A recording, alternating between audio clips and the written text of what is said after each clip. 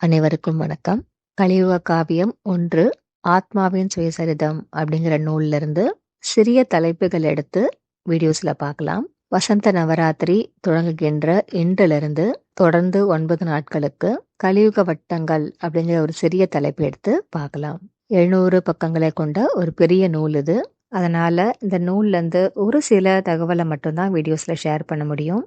முக்கியமான பாயிண்ட்ஸ் அப்படின்னு சொல்ல முடியாது. ஏன்னா எனக்கு முக்கியமா இருக்கிறது இன்னொருத்தவங்களுக்கு முக்கியம் இல்லாம கூட இருக்கலாம். இந்த புத்தகத்தை வாசித்து எனக்கு புரிஞ்சதை நான் எங்க வீடியோஸ்ல பகிர்ந்துக்கிறேன். இந்த வீடியோஸ் போடுற முக்கியமான நோக்கம் ஒவ்வொருத்தரும் இந்த புத்தகத்தை கையில் எடுத்து வாசிக்கணும் அப்படிங்கிறது. ஏன்னா என்னோட அனுபவத்துல இந்த புத்தகத்துல இருக்கிறது வெறும் எழுத்துக்கள் மட்டும் இல்ல, படிச்சு அர்த்தத்தை மட்டும் புரிஞ்சுக்கிறதுக்கு இந்த எழுத்துக்களுக்குள்ள ஒரு அபூர்வ சக்தி இருக்கு. இந்த வாசிக்க இது உள்ள இருக்க தகவல், அதோட அர்த்தம், இதெல்லாம் நமக்குள்ள ஆழமா போக போக நம்ம சிரசுக்குள்ள கண்டிப்பாக மாற்றங்கள் நடக்குது அப்படிங்கிறது என்னோட ஒரு உணர்தல்.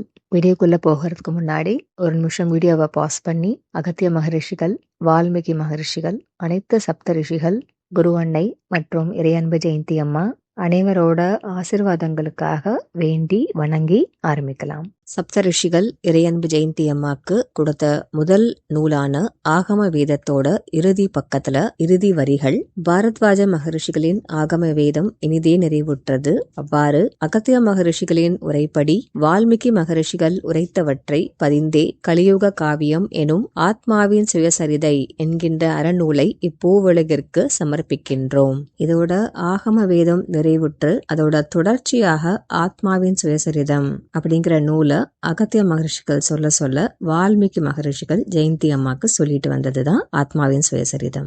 ஆகம வேதத்தோட இறுதியில ஒரு பௌர்ணமி தினம் அன்று ஜெயந்தி அம்மா, குரு அன்னை உட்பட 6 பேர் தியானம் செஞ்சிட்டு இருக்கும் போது சப்த ரிஷிகள்ல அகத்திய மகரிஷிகள் இல்லாத மற்ற 6 ரிஷிகளும் ஒவ்வொரு ரிஷியும் இந்த 6 பெண்கள்ல ஒவ்வொருத்தரோட சிரசை பற்றுவாங்க அப்படின்னு சொல்லியிருப்பாங்க.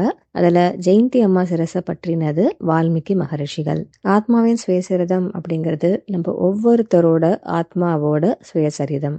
இதுக்கு முன்னாடி சேனல்ல ஆகம வேதம் நூலோட சுருக்கமும் சில அனுபவங்கள் பத்தியும் ஒரு வீடியோ பார்த்திருப்போம். அதை தொடர்ந்து கலியுக காவியம் 2 ஈசனின் சுயசரிதம் அப்படிங்கிற நூலோட சுருக்கமும் பார்த்திருப்போம். ஈசனின் சுயசரிதத்துல சூரியனின் மையமான பரமாத்மாவிலிருந்து வெளிவந்து எப்படி ஒரு ஜீவாத்மாவாக உருவாகுது அப்படிங்கறத பார்த்திருப்போம்.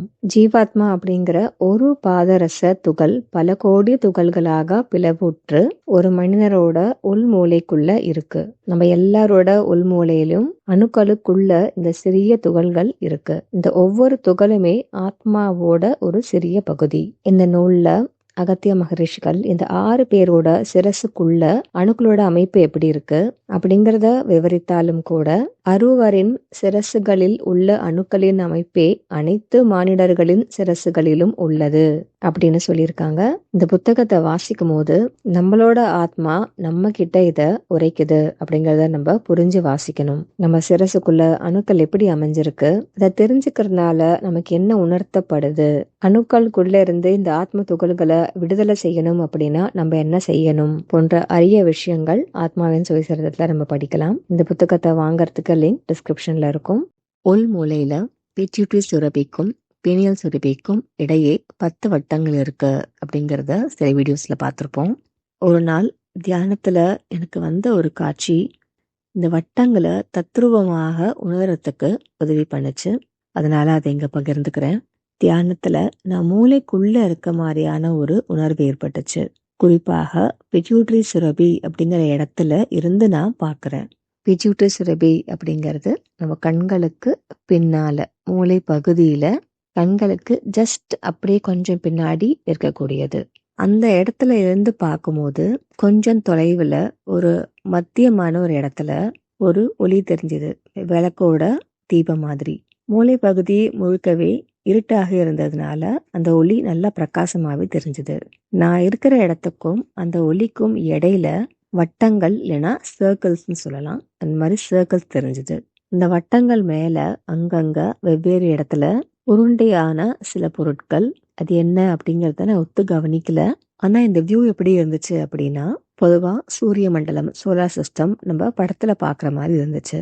தூரத்துல நான் நிக்கிற இடத்துல இருந்து மறுபுறம் இருந்த அந்த ஒளி சூரியன் மாதிரியும், எனக்கும் அந்த சூரியனுக்கும் இடையில கிரகங்கள் வட்டங்கள்ல ஆர்பிட்ஸ்ல சுத்துற மாதிரியான ஒரு காட்சி போல தோணுச்சு.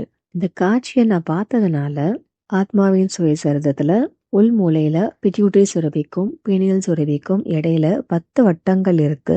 இந்த வட்டங்கள்ல அணுக்கள் அமைக்கப்பட்டிருக்கு. அந்த அணுக்களுக்குள்ள ஆத்மாவோட ஒரு சிறிய துகள் சிறைப்பட்டிருக்கு அப்படிங்கிறத என்னால அனுபவ ரீதியாக இல்ல உணர்வு பூர்வமாக புரிஞ்சுக்கவும் முடிஞ்சது, ஏத்துக்கவும் முடிஞ்சது. ஆத்மாவின் சுயசரிதத்துல இது எப்படி குறிப்பிட்டிருக்காங்க அப்படின்னா, மையமாகிய சூரியனே உங்களின் ஈசன் ஆவார் என்பதனையும், அவரை சுற்றி வரும் 9 கோள்களுமே உங்களின் 9 வட்ட வரிசை அணுக்கள் என்பதையும் தெளிவாக அறிவாயாக. இந்த 10 வட்டங்கள் அப்படிங்கிறது மூளையில பிசிக்கலா இருக்கக்கூடிய ஒரு அமைப்பு கிடையாது. மூளையை திறந்து பார்த்தா நம்மளால இந்த மாதிரி 10 வட்டங்களை பார்க்க முடியாது. ஆனா ரொம்ப ரொம்ப ரொம்ப நுண்ணிய மைக்ரோ லெவல்ல ஆத்மாவோட சிறிய துகள்களை ஏந்தி நிற்கும் அணுக்கள் இந்த வட்ட வடிவுல, இந்த ஷேப்ல அமைஞ்சிருக்கு அப்படின்னு சொல்றாங்க. இந்த வட்டங்களை நம்ம மூளையில உருவகப்படுத்தி விஷுவலைஸ் பண்ணி பார்க்கும்போது கான்சென்ட்ரிக் சர்க்கிள்ஸ் மாதிரி இந்த வட்டங்கள் இருக்காது. அதாவது முதலாவது வட்டம், அதுக்கப்புறமா அதை சுத்திரும் 2வது வட்டம் அப்படின்னு இணைப்பு இல்லாம வட்டங்கள் இருக்காது. சுருள் சுருளாக ஸ்பைரல் ஃபார்ம்ல வட்டங்கள் அமைஞ்சிருக்கும். அதாவது முதல் வட்டம் முடியுது அப்படின்னா உடனே அதுல இருந்து கண்டினியூஸா தொடர்ச்சியா 2வது வட்டம் ஆரம்பிக்கும். உதாரணத்துக்கு நம்ம கற்பனை பண்ணி பார்க்கும்போது முதல் வட்ட தொடக்கம் ஒரு டியூப் மாதிரி கற்பனை செஞ்சுக்கிட்டு அதுக்குள்ள நம்ம தண்ணி விட்டோம் அப்படின்னா முதல் வட்டம் முழுக்க பயணம் செய்து அந்த நீர் 2வது வட்டத்தை அடைந்து 3வது வட்டத்தை அடையும். இப்படியே இறுதி வட்டத்தையும் அடையும். இப்படி ஒவ்வொரு வட்டமும் தொடர்ச்சியா கண்டினியூஸா இணைஞ்சு இருக்கு. இதை புரிஞ்சுக்கிறது எதுக்காக முக்கியம் அப்படின்னா, மூளைக்குள்ள வெளிவட்டமான பெரிய வட்டத்திலிருந்து தொடங்கி குருதி ஓட்டம், ரத்த ஓட்டம் ஒவ்வொரு வட்டங்களாக சென்று இறுதியில அந்த மைய புள்ளிய சென்று அடையணும். இந்த நிகழ்வு ஒரு வாட்டி நடந்துருச்சுன்னா கூட ஜீவாத்மா பரமாத்மாவோட இணைஞ்சிடுச்சு அப்படிங்கிறது அர்த்தம். ஆனா நமக்கு பொதுவாக இந்த ஒவ்வொரு வட்டங்களையும் பல இடத்துல தடைகள் இருக்கும். அதனால ரத்த ஓட்டம் முழுமையாக மையத்துக்கு சென்று அடையாத வகையில திரைகள் அமைஞ்சிருக்கு. அடுத்து இந்த வட்டங்களுக்கும் யுகங்களுக்கும் என்ன தொடர்பு அப்படின்னா, பூமியோட ஒரு முழு யுக சுழற்சி அப்படிங்கிறது சத்தியுகத்துல ஆரம்பிக்குது. சத்தியுகம், திரேதாயுகம், துவாபர யுகம், கலியுகம். ஈசன் நேரடியாக ஆன்மாக்களை படைத்தது சத்தியயுகத்துல மட்டும்தான். தெய்வங்கள் அப்படின்னு நம்ம சொல்லக்கூடியவங்கெல்லாம் சத்தியயுகத்துல வாழ்ந்த ஆன்மாக்கள். அந்த சமயத்துல வாழ்ந்த ஆன்மாக்களோட மூளையில 10வது வட்டமான சத்தியயுக வட்டம் மட்டும்தான் இருந்திருக்கும். மூளையில காலியான நிறைய ஃப்ரீ ஸ்பேஸ் இருந்திருக்கும். அப்ப சத்தியயுகம் முடிவு பெற்ற அந்த சமயத்துல எல்லா ஆன்மாக்களுமே ஈசனை சென்று அடைஞ்சிட்டாங்க. அப்படி ஈசனை அடைஞ்ச ஆன்மாக்கள்ல இருந்து சில ஆன்மாக்களை தேர்ந்தெடுத்து திரேதாயுக ஆன்மாக்கள் படைக்கப்பெற்றது. திரேதாயுகத்துல வாழ்ந்தவங்களுக்கு சத்தியயுகம் மற்றும் 3 திரேதாயுக வட்டங்கள், அதாவது 9, 8, 7வது வட்டங்கள் உருவாச்சு. திரேதாயுகத்துல வந்த சில ஆன்மாக்கள் பல ஆன்மாக்களாக பெருகிச்சு. திரேதாயுக இறுதியில சில ஆன்மாக்கள் மட்டுமே ஈசனை சென்று அடைய முடிஞ்சது. மற்ற ஆன்மாக்கள் எல்லாம் பிரளயத்துல அழிஞ்சிடுச்சு. திரேதாயுகம் முடிவு பெற்ற போது மறுபடியும் ஒரு பிரளயம் ஏற்பட்டுச்சு. சில ஆன்மாக்கள் மட்டுமே ஈசனை அடைந்தனர். மீதி ஆன்மாக்கள் எல்லாம் பிரளயத்துல அழிஞ்சு போயிடுச்சு. அப்படி ஈசனை அடைஞ்ச ஆன்மாக்கள்ல சில ஆன்மாக்கள் தேர்வு செய்ய பெற்று அடுத்த துவாபர யுகம் படைக்கப்பெற்றது. துவாபர யுகத்துல வாழ்ந்த ஆன்மாக்களுக்கு ஒரு சத்தியயுக வட்டம், 3 திரேதாயுக வட்டங்கள் மற்றும் 3 துவாபர யுக வட்டங்கள், 6வது, 5வது, 4வது வட்டங்கள் உருவாச்சு. துவாபர யுக இறுதியில பிரளயம் வந்து பல ஆன்மாக்கள் அழிவிட்டு சில ஆன்மாக்கள் ஈசனை அடையுது. அதுல இருந்து சில ஆன்மாக்களை தேர்ந்தெடுத்து கலியுகத்தை உருவாக்குறாங்க. அப்படி கலியுகத்துல பிறந்த ஆன்மாக்கள், அதாவது நமக்கெல்லாம் மூளையில கடைசியான 3 வட்டங்கள் 3வது, 2வது, 1வது வட்டம் உருவாகுது. 10 வட்டங்கள் மேல வளர்றதுக்கு உள்மூளையில இடம் கிடையாது. அதோட பிட்யூட்டரி சுரபி வந்துரும். அதனால இப்ப நம்ம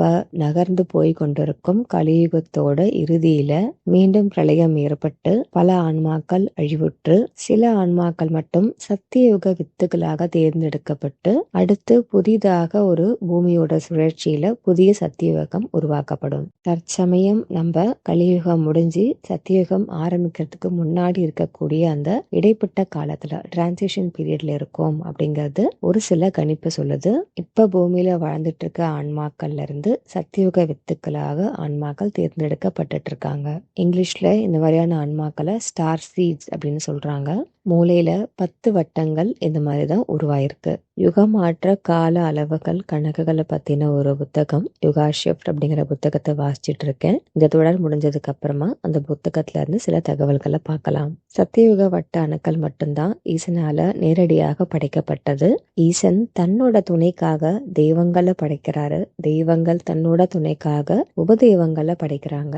உபதெய்வங்கள் அப்படிங்கிறது நம்மளோட குலதெய்வமாக இருக்கலாம். கிரகங்களோட அதிபதி தெய்வங்கள் அப்படின்னு நம்ம சொல்றவங்களும் உபதெய்வங்கள் தான். இப்படி தெய்வங்களும் உபதெய்வங்களும் கூட ஈசனோட துணை கொண்டு ஆன்மாக்களை படைக்கலாம். இங்க என்ன சொல்றாங்கன்னா, குரு அன்னை மட்டும்தான் ஒரு சதுர்வேதி, அதாவது சத்திய யுகத்துல ஈசனால் படைக்கப்பெற்று 4 யுகத்திலும் பிறந்தவர். மற்ற 5 பெண்களும் தெய்வ அணுக்களால் உருவாக்கப்பட்டவர்கள் அப்படின்னு சொல்றாங்க. அதாவது திரேதா யுகத்திலயோ திவாபர யுகத்திலயோ இல்ல கலியுகத்திலயோ தோன்றிருக்கலாம். அதே மாதிரி நம்மளோட ஆன்மாக்களும் எந்த யுகத்துல வேணாலும் தோன்றிருக்கலாம். தொடர்ந்து நம்ம நாளையிலிருந்து கலிவட்ட யுக அணுக்களை பத்தி பார்க்கலாம். இயற்கையை தேடி நம் பயணங்கள் அனைத்தும் இனிதாக அமைய வாழ்த்துக்கள். நன்றி, வணக்கம்.